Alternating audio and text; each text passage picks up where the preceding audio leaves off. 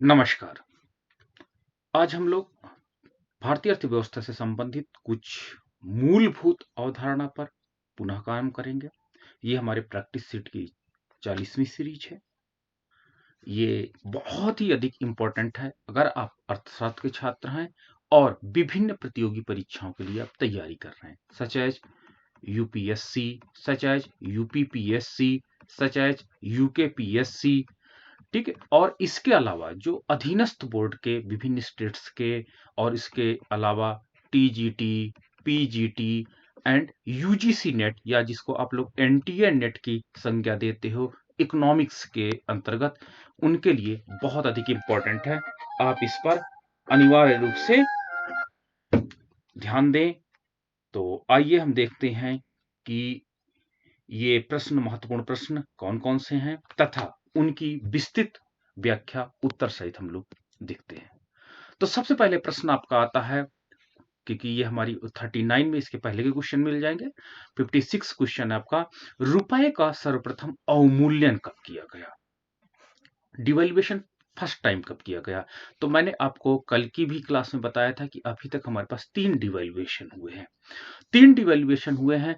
पहला डिवैल्यूएशन आपका 20 सितंबर 1949 को हुआ। दूसरा डिवैल्यूएशन आपका 1 जुलाई 1991 को हुआ और आपका तीसरा डिवैल्यूएशन 4 जुलाई 1991 को हुआ। तो ये आपके पास 3 डिवैल्यूएशन की डेट्स हैं। बार बार एग्जाम में पूछा जाता है। इसको मैं मोस्ट इंपॉर्टेंट कैटेगरी में रखना पसंद करूंगा। अगला पॉइंट देखिए, ये क्वेश्चन फिर से आ गया। 57, रुपए का तीसरी बार अवमूल्यन कब हुआ? तो 4 जुलाई 1991 को हुआ। नाउ नेक्स्ट क्वेश्चन है, क्वेश्चन नंबर 58 है, रिजर्व बैंक नोट मुद्रण प्रणाली लिमिटेड की स्थापना कब की? तो इसका करेक्ट आंसर है 3 फरवरी 1995 को रिजर्व बैंक ने नोट मुद्रण प्रणाली लिमिटेड की स्थापना की थी। अगला प्रश्न है, रिजर्व बैंक अधिकतम किस मूल्य वर्ग तक के सिक्के जारी कर सकता है? देखो, आपने नोट देखा होगा, इस समय अधिकतम मूल्य वर्ग के नोट 2000 के हैं, जबकि मैंने एक वीडियो में आपको यह भी डिस्कस किया कि भारतीय अर्थव्यवस्था 10,000 रुपए मूल्य तक के भी करेंसी छाप चुकी है। तो ये 2000 रुपए तक की इस समय वर्तमान में reserve bank of India note छापने का अधिकार रखती है। लेकिन बात आती है सिक्कों की। सिक्के आपने देखा होगा, कई प्रकार के सिक्के आए। तो ये याद रखिएगा कि रिजर्व बैंक ऑफ इंडिया अधिकतम से अधिकतम 1000 रुपए मूल्य का सिक्का छापने की पावर रखती है। इसे मैं वेरी इंपॉर्टेंट कैटेगरी में रखूंगा।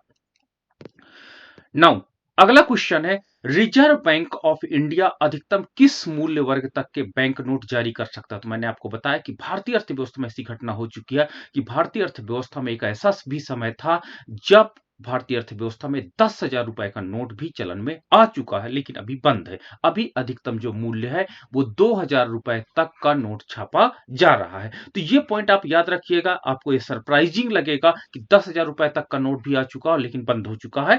तो ये पॉइंट इंपॉर्टेंट है।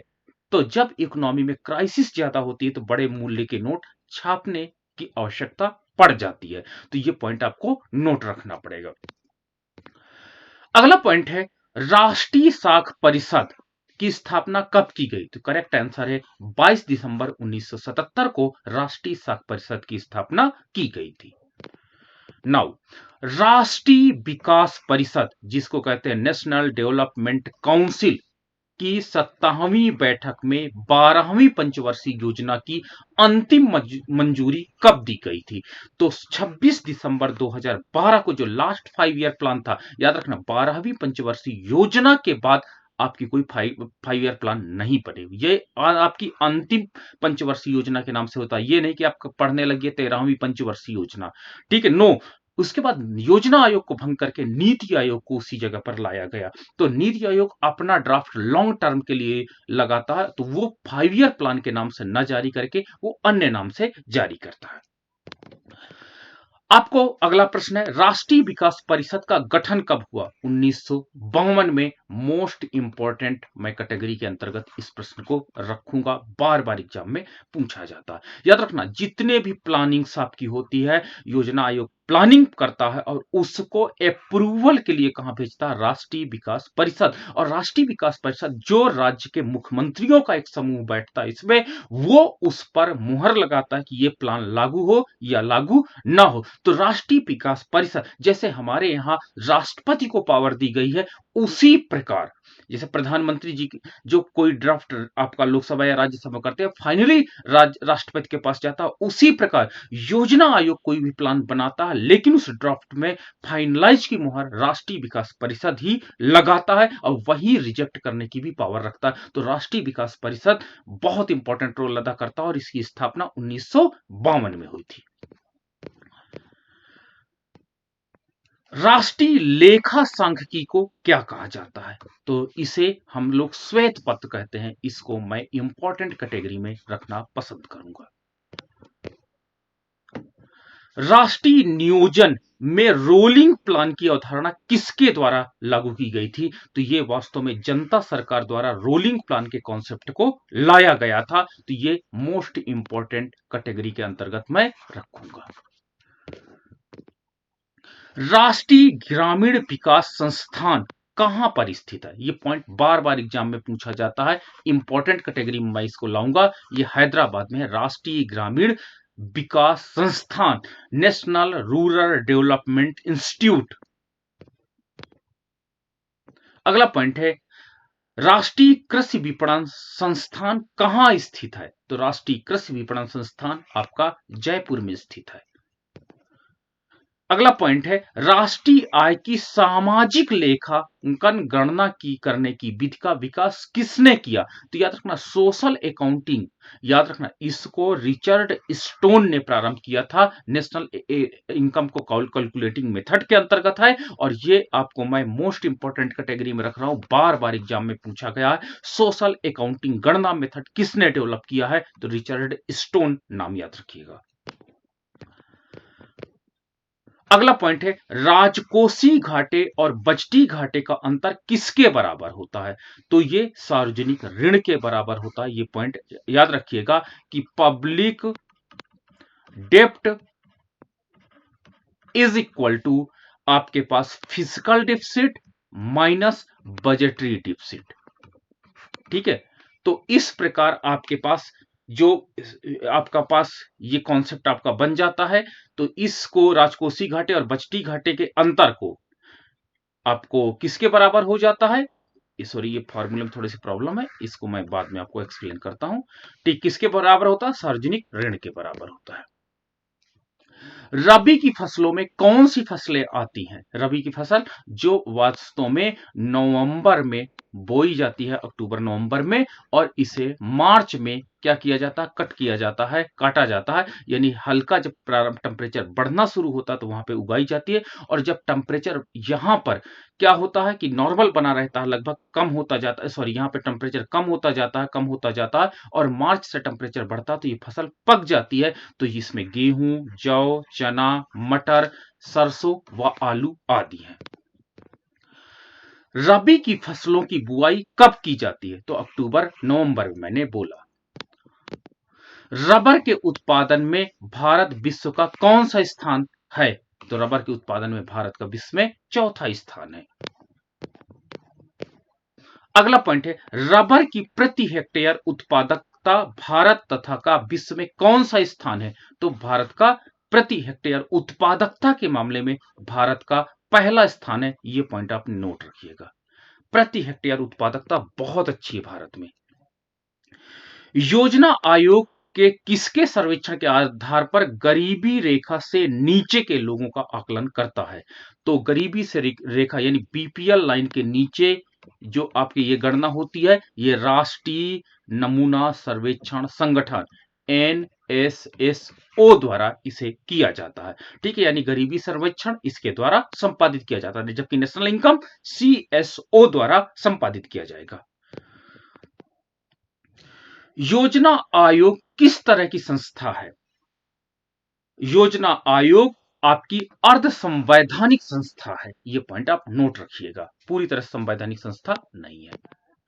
योजना आयोग का गठन कब हुआ? योजना आयोग का गठन 1950 में हुआ था। योजना आयोग का अध्यक्ष कौन होता? योजना आयोग का अध्यक्ष प्रधानमंत्री होता। और जब से योजना आयोग आपका नीति आयोग में कन्वर्ट हो गया है, उसके परिणाम स्वरूप अब नीति आयोग का अध्यक्ष भी प्रधानमंत्री जी ही होंगे। योजना अवकाश कब से कब तक रहा? तो याद रखना 1966 से 69 तक रहा, यानी 3 सालों का योजना अवकाश रहा। ये पॉइंट एग्जाम में बहुत बार पूछा गया है, मैं इसे मोस्ट इंपॉर्टेंट कैटेगरी में रखूंगा। मोती देने वाली मछलियां कहां पकड़ी जाती हैं? मन्नार की खाड़ी में मोती देने वाली मछलियां पकड़ी जाती हैं। मोटे अनाज के अंतर्गत कौन सी फसल आती है? तो मोटे अनाज के अंतर्गत इसमें थोड़ा सा जो आपका न्यूट्रिशनल वैल्यू होती है वो कम होती है, ठीक है। तो इसमें मिनरल्स मतलब कम होते हैं, तो ये आपके पास क्या होते हैं, आपके जैसे बाजरा, आपके ज्वार, रागी, मक्का और जौ इसके अंतर्गत आते हैं। मूलतः साम्यवादी सिद्धांतों पर आधारित जन योजना का सृजन किसने किया था? तो जन योजना का सृजन एम.एन. राय द्वारा किया गया था। मैं इसको इंपॉर्टेंट कैटेगरी के अंतर्गत रखूंगा। अगला पॉइंट है, मुद्रास्फीति को कैसे रोका जा सकता है? तो मुद्रास्फीति को रोकने के लिए सबसे पहले आप बचत के बजट को बनाएंगे, यानी इकोनॉमी में एक्सपेंडिचर का मान कम करेंगे और सेविंग का मान बढ़ाएंगे।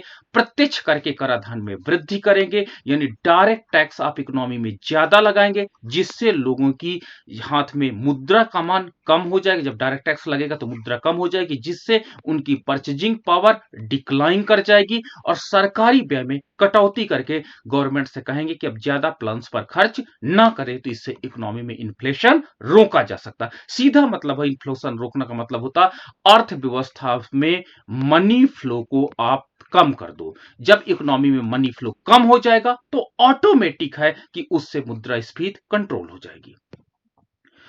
मुद्रास्फीति के दुष्परिणामों को दूर करने के लिए जानबूझकर मुद्रा की मात्रा कम करने को क्या कहते हैं? तो इसे हम मुद्रा अपस्फीति कहते हैं। जब इकोनॉमी मुद्रास्फीति ज्यादा हो जाती है, उससे लोग मूल्य बढ़ने लगते हैं, तो जानबूझ करके एम का मान कम कर दिया जाता है, मुद्रा की पूर्ति का मान कम कर दिया जाता है। लोगों के हाथों में मुद्रा अब कम हो जाती है, जिससे क्या हो जाता है, लोगों की खरीदने की क्षमता, परचेजिंग पावर कम हो जाती है, और इस कंडीशन को मुद्रा अपस्फीति की संज्ञा दी जाती है।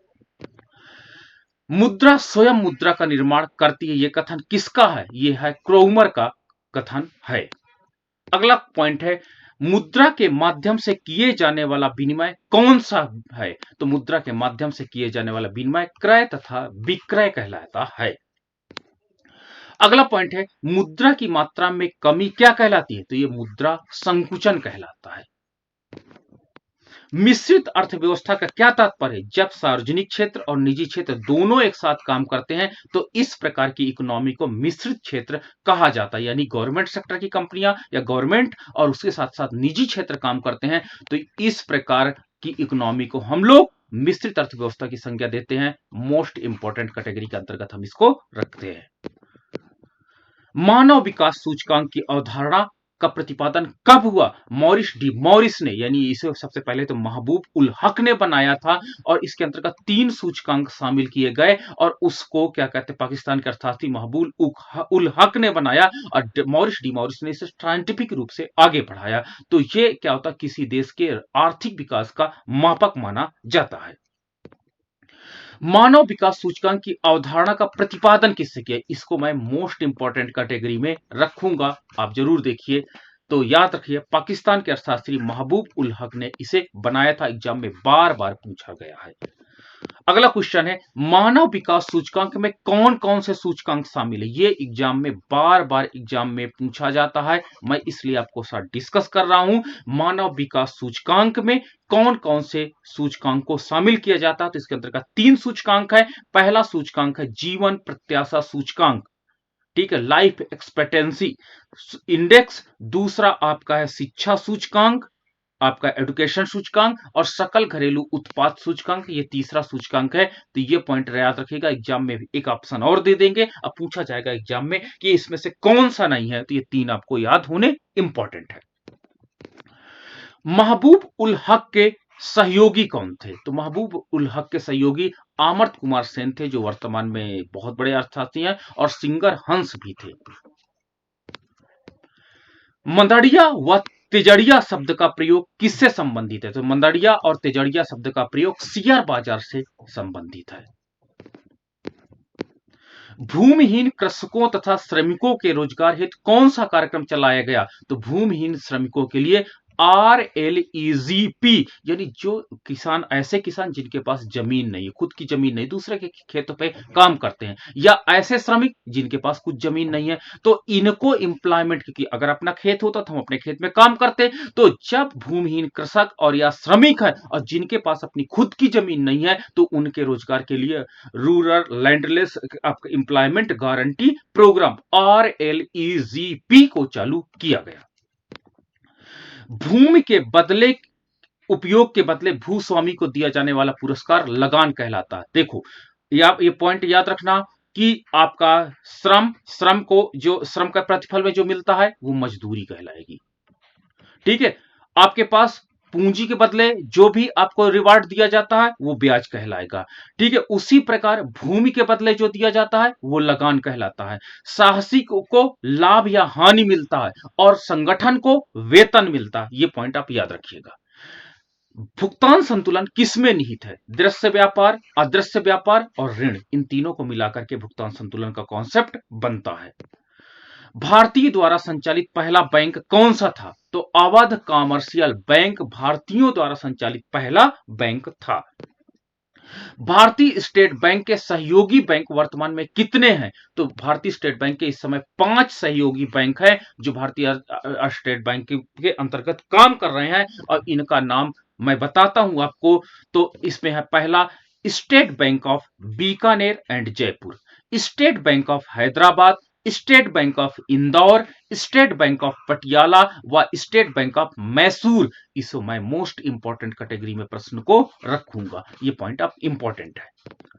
अगला पॉइंट है आपका, स्टेट बैंक के किन सहयोगी बैंकों के उसमें विलय कर दिया गया? स्टेट बैंक ऑफ सौराष्ट्र और स्टेट बैंक ऑफ इंदौर। भारतीय विदेशी व्यापार संस्थान कहां है? जो फॉरेन ट्रेड ऑर्गेनाइजेशन है, ये नई दिल्ली में स्थापित है। अगला पॉइंट है, भारतीय रुपए का पहचान चिन्ह किसने डिजाइन किया? पहचान चिन्ह आपने देखा होगा, भारतीय रुपए के एक स्पेशल पहचान चिन्ह बनाया गया था ये करके। तो ये आपका कहां पर है? तो ये वास्तव में डी उदय कुमार जी ने इसे बनाया था और इसने पहचान भारतीय रुपए को दिया था। तो ये आपका उदय कुमार, डी उदय कुमार के नाम से है। इसको भी मैं मोस्ट इंपॉर्टेंट कैटेगरी में रखूंगा। भारतीय रिजर्व बैंक में एक गवर्नर के अलावा कितने डिप्टी गवर्नर होते हैं? तो 4 डिप्टी गवर्नर भी काम करते हैं। अगला पॉइंट है, भारतीय रिजर्व बैंक ने बचत बैंक खातों पर ब्याज दरों का विनिमयन कब समाप्त कर दिया? तो ब्याज दरों का विनिमयन 25 अक्टूबर 2011 को समाप्त कर दिया गया। भारतीय रिजर्व बैंक ने कार्य करना कब से शुरू किया? 1 अप्रैल 1935 से, यानी भारत हमारा स्वतंत्र नहीं हुआ था तब से इसने काम करना शुरू किया था, प्रारंभ किया था। भारतीय रिजर्व बैंक ने कब तक पाकिस्तान के लिए केंद्रीय बैंक के रूप में कार्य किया? 30 जून 1948 तक इसने पाकिस्तान के लिए भी केंद्रीय बैंक के रूप में कार्य किया था।